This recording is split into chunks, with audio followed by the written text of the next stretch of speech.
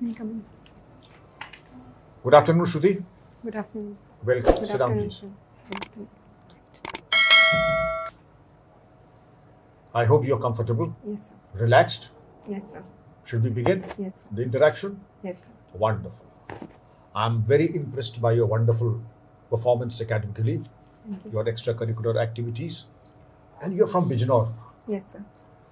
And of course, Bijnor is a wonderful place. Yes, sir. And you did not have your schooling in Bijnor. Your schooling was also in Delhi. Yes, sir. Okay, wonderful. So you are avid history scholar. Which part of history fascinates you the most? So, all aspects, but if I have to name one, ancient history.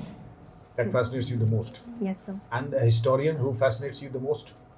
Historian, so I mean, there are many in terms of actual academic scholars, including the subaltern group of historians, say Raranjit Guha, and newer books by Ramachandra Guha. And in terms of not pure academic historians, I like to read William Dalrymple's books as well. Very good, very fascinating and very racy. William Dalrymple, the Kohinoor and other, the last Mughal, Yes, sir. anarchy. Yes, sir. Very interesting. But I would draw your attention to the fact, have you heard of Sir Jadunath Sarkar? Yes, sir. What is your opinion about Sir Jadunath Sarkar, Aurangzeb, Shivaji Yes, sir. and others? Sir Jadunath Sarkar has been a very eminent historian and a very eminent nationalist historian. So, sir, I believe history at any point is written in a certain context. So, certain nationalist historians emerged in a particular time period in response to the British historiography. But I think times have also changed since that time, and newer renditions of history have moved ahead beyond Jadunath Sarkar's idea of nationalist historiography. But to the extent that we relegate them to posterity, we don't even mention them now. We So as- relegate people like Jadunath Sarkar totally into posterity without even mentioning them. So, as history students, we did go through his work in our graduation, but I do agree that in popular He is not very contemporary, conversations, so to say. yes, yes, sir. There's a quote from Jadunath Sarkar, Yes, sir. Aurangzeb. I'll Yes, sir. repeat the 3 lines, listen to it very carefully. Okay, sir. And tell me about your opinion. Okay, sir. By the very theory of its origin, talking of Aurangzeb and his empire, by the very theory of its origin, the Islamic state is a theocracy wherein the true king is God and the earthly king merely his shadow. And in such a state, to be a non-believer is no better than to compound with treason. Have you understood Yes, sir. the beginning of Aurangzeb? Yes, sir. So how would you react to the, Sir, in this quote, he is sort of defining the Muslim theocratic state and the importance of the king in that. And but I believe that in the Mughal Sultanate, in the Mughal empire in India, as well as the Delhi Sultanate, there was a certain independence accorded to the earthly king as well, apart from the theocratic king. And there was a sort of distinction that emerged over time, considering the specific contexts of India. So I do think that while his assessment is correct in a certain way, and the ulema was important in granting legitimacy to the king, but at the same time, there was a certain area of influence where the king could exercise his own wills. For example, diktats of Alauddin Khilji, which necessarily did not draw from what the ulema asked him to do, or Akbar or Shah Jahan later on. Wonderful. You have a good grasp over the fundamentals of history. I would like to understand from you Yes. the imposition of jizya. Yes, sir. It was dropped by Akbar, Yes, sir. reimposed by Aurangzeb. Yes, sir. How would you interpret that if the earthly king had a basic level of leverage Yes, that empowered Akbar to drop it and Aurangzeb had the discretion to reimpose it? Yes, sir. Firstly, let me know the merits of imposition and reintroduction of jizya. So here too there is a wide-ranging debate regarding why the jizya was imposed. Certain historians say that it was purely on religious lines that this was imposed. Others say that, especially with respect to Aurangzeb, it was the state of the empire's coffers at that time and the need for monetary support, which led him to impose the jizya. Another group said that it was to bring into control the Rajput nobility at that time and exercise control over them, who according to them were getting out of hand. So again, there have been a lot of wide-ranging contesting debate, and that is the beauty of history, sir. I think you never get concrete answers at the end. My last question. There's a parallel with the Marathas who used to impose the Chaut and the Sardeshmukhi. Yes, sir. So do you think which was more demanding, Jizya or Chaut or Sardeshmukhi? So that would be very difficult to ascertain in terms of what was more demanding. In Chaut is 25%. It's yes, achha, demanding in terms of the numerical yes, number. yes, of the cost. Yes, Yes. yes, sir. Yes, sir. So I'm not aware about the exact. Never mind. You've given very crisp answers, sir. I will continue with the history. Okay. I was slightly intrigued. You said you have a particular interest in ancient Indian history, Yes, sir. that segment. Yes. But when you were asked to specify historians, they came to the people including Ram Guha, who are contemporary period, including William Dalrymple, which is popular history of the modern variety, modern India, Yes. last Mughals, which were basically whites and so on. So that I found a little odd. Were you deliberately, if I may put a provocative question, trying to avoid mentioning major names in ancient Indian historiography, which unfortunately in the present context are pariahs? Robila Thapar, R.S. Sharma, D.N. Jha, talking of beef, talking of feudalism, or even Upinder Singh talking of violence and political violence in ancient India. And Robila Thapar revisiting the Mauryas, so the policy of Dhamma and Yes, sir. peace and Buddhism is there. Let's forget that. There is one historian which fascinates me from my student days in engineering history, D.D. Kosambi. Now, he was a Marxist, Yes, sir. but he had a command of Sanskrit language far beyond what Romila Thapar 6 months, pardon my saying so, diploma course in London school qualifies for. The gentleman had a multidisciplinary approach of numismatics, epigraphy, Sanskrit, and his father was the senior professor Dharam Kosambi, who was editor with Engels of the Sacred Books of the East series. So I would say that wouldn't somebody like D.D. Kosambi come to your mind? And would you not like to think of a younger person who's doing popular history of ancient India? If I hope I'm pronouncing the name correctly, I was fascinated by the book. Kanai Sethi's latest book, which has come out from I think Juggernaut, which is called Lords of Deccan, which goes into the rise of the Cholas, the Pallavas, the later Cholas, the Chalukyas, the Rashtrakutas, the Pratihars, and the Parmars. It starts with circa 4th century Common Era, comes almost to 11th century Common Era, has the Cholas. Fascinating popular history.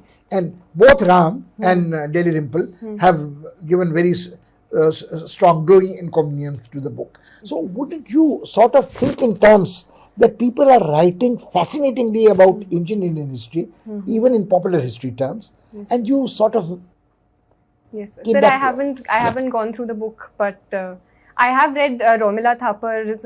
I didn't mention specific books because Upinder Singh I've read during my college days. she was as a teaching in the textbook. college, I think. Yeah, not at my time, but her textbook was the main book that I read for ancient India. For Romila Thapar, I've read only 2 books: The Past, Before Us, and Early India.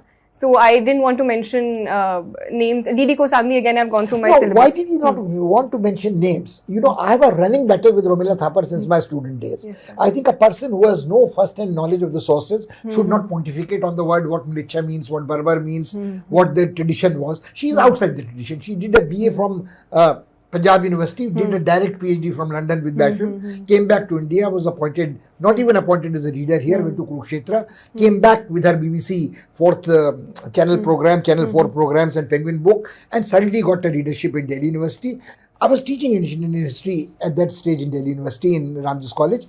I was not impressed. But then came JNU and then came the Marxist takeover of the Indian historiography. I have no problems with the ideological part.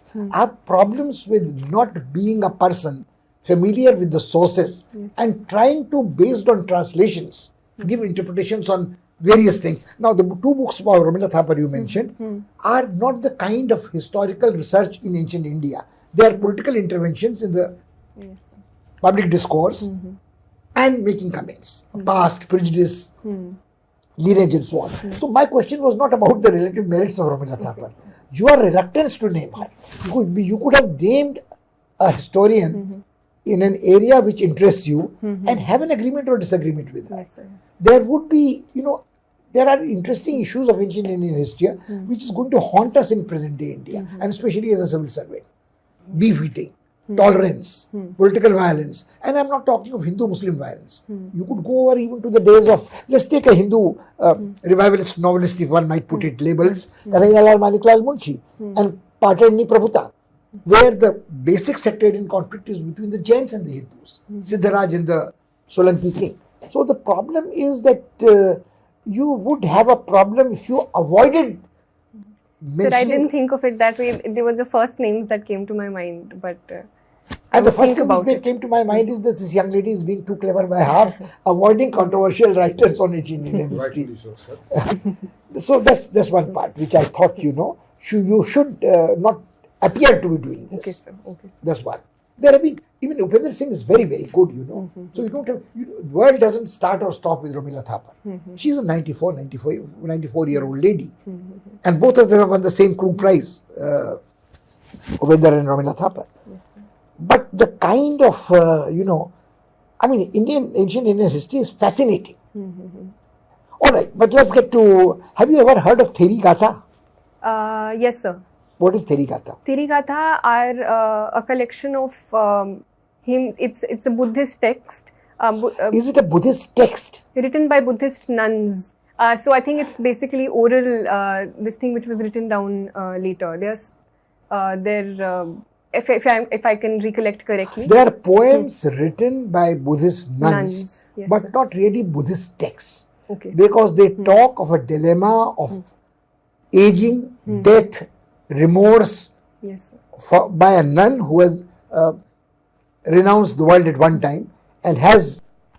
Yes, so they're one of the few texts which give us a female sort of viewpoint into the Buddhist tradition as well. My problem is that do they give you an insight into the Buddhist tradition, or do they talk of an existential dilemma of a woman?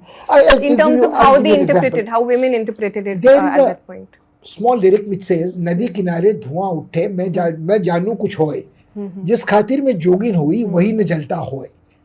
Now that's the kind of thing which Theri Gatha and Shil Bhattarika state. It is say, don't look at the older nun tells a younger nun, don't worry too much, don't be proud of your looks. धन जौवन का गर्भ न कीजिए, ना कुरु धन जौवन गर्भम. Shankaracharya Baj Govindam Mudmate. And the person says, your tit shall hang. Pardon the language.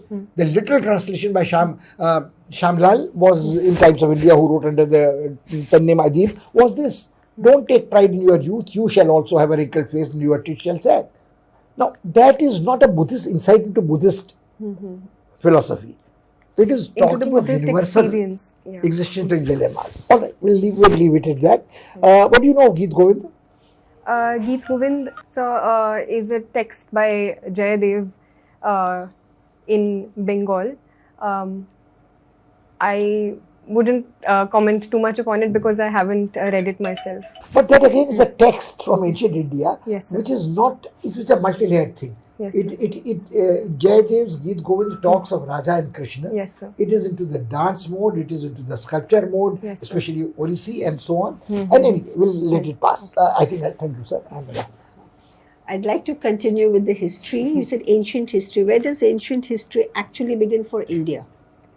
Ma'am, history we specifically distinguish with proto-history is when These are the written texts. nomenclatures that have been derived in the last 200 years.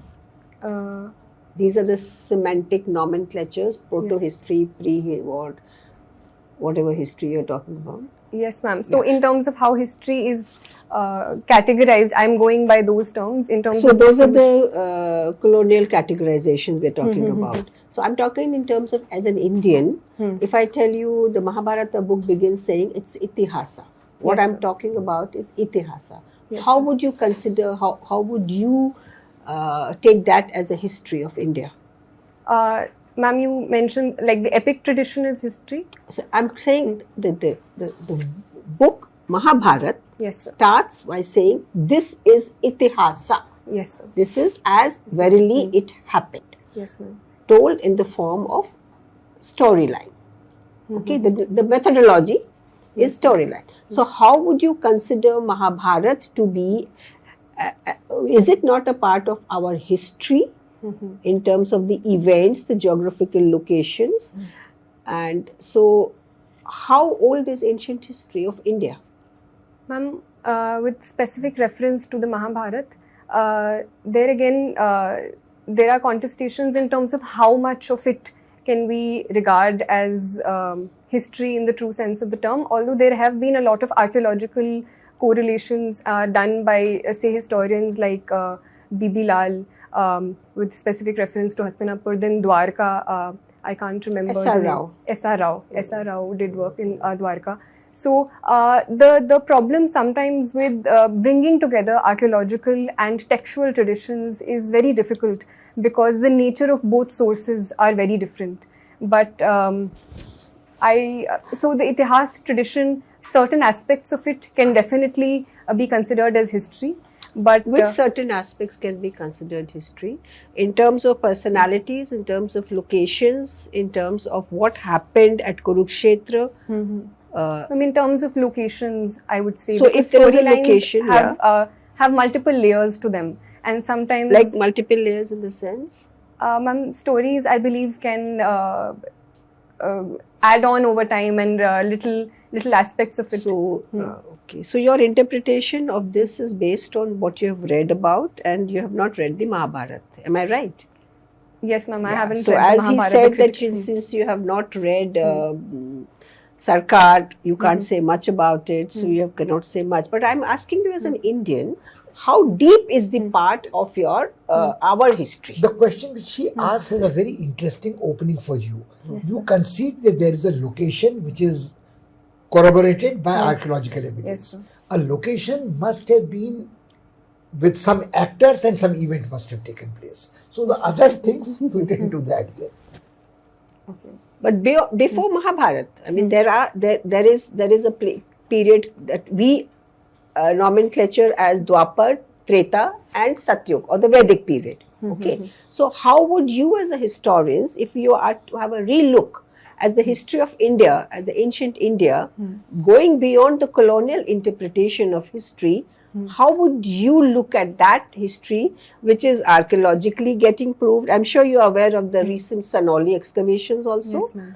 And you are aware of the Indus Saraswati Valley findings, where you have found traditions of the tika, you have found traditions of the swastik, you have found traditions of the yogic postures, etc.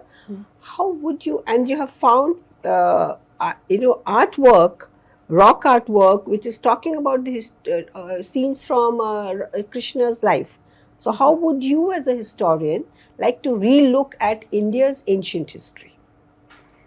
Ma'am, I would say at the same time that I don't think that these are, the contestation is still happening and discussions are still happening. So it's an ongoing process, and I mean, as far as I know, I think a certain degree of respect should be given to sources, and so according to sources as of now, proto-history roughly. So begins Mahabharata, the Granth Mahabharat, Yes, as put into words through Smriti and Shruti, Yes, ma'am. is not a reliable text to go by. No, ma'am. I do agree that there are that they are very, very important sources for reconstructing our idea of history. But I'm at the same time I'm also saying that we should approach all sources with caution and try to not rely on any one source, but bring together. What else could be the source for ancient India besides our text, when there is a complete denudation of the northern Indian landscape, geographical landscape? What other source can you go back to besides our text and besides our inscriptions? Ma'am, we do. I am saying that our inscriptions, our texts, our archaeological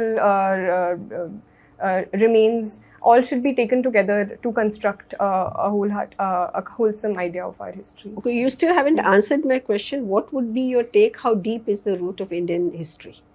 Ma'am, I would say the Harappan age. Itihasa, Harappan. Yes, ma'am. So if the Harappan is 2600 nomenclatured as only 26, Ma'am, that is what the we have Vedas are been 8,000 taught. years old, has been documented by us. Have you come across a book called Early Indians by Tony Joseph? I've read of it. I've read a review. I haven't read it. I would very strongly recommend that don't read of it. Read the book, small book, before you go for the interview. Okay, Because this debate, you Ah. might have a major difference with her and not concede the chronology. But there is a DNA analysis which has Yes, sir. tried Yes, to sir. I did go go through the that. next question of the Yes. relationship between the Indus Valley civilization Civilization and the and the Aryan Vedic. civilization and the origin of the Aryas and dispersal of the DNA all over the Yes. subcontinent. I think for a person doing ancient Indian history, That's very critical. it would book. be Yes, absolutely sir. I remember critical. reading there was a entire page in the Hindu. I remember, which was But If, read the if book, you had yeah. done the entire page in Hindu, you would be in a position to answer my or her queries without going through the book. Don't fall into the trap of either agreeing with her or disagreeing with her totally. I have this running battle. I don't quite concede, but I think there is more than grain of truth on the criticism of colonial interpretation of Indian history, Christian missionary interpretation of Indian history, the 19th century thing, and even the Indus Valley excavations are only 100 years old, John Marshall and Mohenjo-daro and so on. And very little has been done actually, you know, that also by chance. But I'll just ask you one last question. What made you decide to be in the civil services? What do you think you can contribute and what attracts you? I mean, what is you feel that added value that will bring into your career, into your contribution to the nation, and how will this benefit the country? Ma'am, there are multiple reasons. Firstly, in terms of, I always wanted to do something in which I could contribute to and give to society in some way. And at a personal level, you can it start would an NGO and do it. You can start it, could have done that. Yes, to ma'am, contribute to society. but the nature of work and the ability to bring about change and that sort of personal NGOs are satisfaction doing and it left, right, gratification. and center. NGOs are doing it left, right, and center. Why IAS? Ma'am, it provides you, I think, a better platform and a more diverse platform to do it. So, firstly, in terms of personal satisfaction, and secondly, as a response to your question, the sheer diversity and areas where you can work on at the same time in different areas is something that deeply motivates me. Thirdly, it was my parents. I am very close to my parents, and my parents, from the very beginning, how they were a major motivation for me in this journey as well. Thank you. So, Okay, let me take you to a totally different direction. Did you or anyone in your family get COVID? Yes, sir. I got the COVID in the second wave, and my mother and my brother got it in the first wave. What lessons has the COVID pandemic taught us? I'm talking in a very general sense. Sir, at the nation level or at a personal At a level? at a global level, I would say. So, firstly, most importantly, the importance of public health. Secondly, at a more in terms of all aspects, be it economics, health, social relations, the interconnectivity of the world is a major lesson that we have drawn in, be it in terms of affecting the global supply chains, the global market. Thirdly, I think the importance of at a personal level across the world, we have understood the importance of relationships, of social relationships, because loneliness was something that people all across the world dealt with in terms of loss of our loved ones. So the idea of emotional bonds and how it's important to strengthen them is something that I feel we have learned. And hasn't it also taught us something about technology? Yes, sir. Yes, sir. So, technology in terms of improvement in technology that we as a world constantly be on our feet on, and I think it has led to a lot of innovations in a very short span of time as well, because there was a major pandemic, and as a response to that, a lot of Indian innovations have also come into force, and the COVID the vaccines were also formed in a very short span of time. So I think that was also a major learning as well. Many countries resorted to vaccine nationalism in response to COVID. Was that the right approach, or you think a different approach would have worked? So I think, as I said, it's an interconnected world, and both aspects of the issue must be kept in mind. ensuring adequate vaccines for your own nation is first and foremost very, very important. At the same time, hoarding is something that should we, like, as a nation, as a global world order, we should go against. So certain countries hoarding as many as 20-30 times of their required vaccine doses should definitely have been condemned upon, when certain other areas of the world hadn't even got their first shot. So as the first step, ensuring enough for your nation, and then I think in a global interconnected world, sharing them with others was, according to me, the right You mentioned step. the global world order. What kind of a world order do you think emerging post-COVID? Post-COVID, I think we have understood the importance of cooperation. So that is definitely emerging. Secondly, in terms of a shift, I would not necessarily a shift, but the centrality of China in the global world order in certain way, or the importance of China. You can't ignore China as something that has emerged, and it affecting global relations. No, in the sense that China as the source of the virus, or China as a country which emerged from the virus the fastest? I mean, in both in ways, what and ways are you- thirdly, also in terms of the effect on global supply chains, and it being the major source of a majority initially of all the requirements that were needed, the masks, the PPE kits, all of that was coming from China as well. So there was a lot of dependence on China, at least in the initial stages of the pandemic. you have said world cinema is one of your hobbies. Yes. In what ways has world cinema changed over the last decade? So I think there is a lot more viewership, and that I think has changed the content of world cinema as well. And the newer platforms are emerging where the accessibility to world cinema is more and more. You So mean OTT? yeah, OTT platforms, and recently there's this new OTT platform called Mubi which has emerged. So it provides a platform where you're not just looking at your own language films, but you have access to, in terms of the world audience, I think has changed, and therefore the content and the creativity that individual filmmakers can employ and therefore reach out to the world, I think has changed. So what does watching world cinema promote more universal brotherhood? I think it does for those who watch it. You also practice yoga. Yes. Which day is the International Day of Yoga? So 21st June. Why was 21st June chosen? Sir, I think it is because of the summer solstice that day. I'm not very sure. Okay, that's all from my side. Shruti, the board is very satisfied with your performance, your confidence, your grace, your poise, your presence of mind. Answers given are absolutely to the point, not specific. I would that you please understand that what sir had asked, there was a revolution in medical technology, like telemedicine. mRNA vaccine in particular, yeah. Okay, so Air So I ambulances. think, yeah, I mean, I because should have that was talked such a about it. topical thing, Yes, so I sir, thought, yes, sir. you could have given a more robust answer to sir. that one, I thought. And especially, what are the elements of the new, because apart from promoting, greater international cooperation, there is also the threat of xenophobia, racism, Yes, deglobalization, all these are also going to be features of the new post-COVID world order, because it has also reinforced the nationalist tendencies, and countries are all going to look after themselves first. I think the public health infrastructure in their own country is more important than. So as I said, it will have its positive and its negative impacts, and as of Yes, now, yes. the negative impacts seem to be more. So I thought on Yes, that, yes, I think especially that- because that's such a topical thing. Yes, sir. So I thought you could have done better with that one.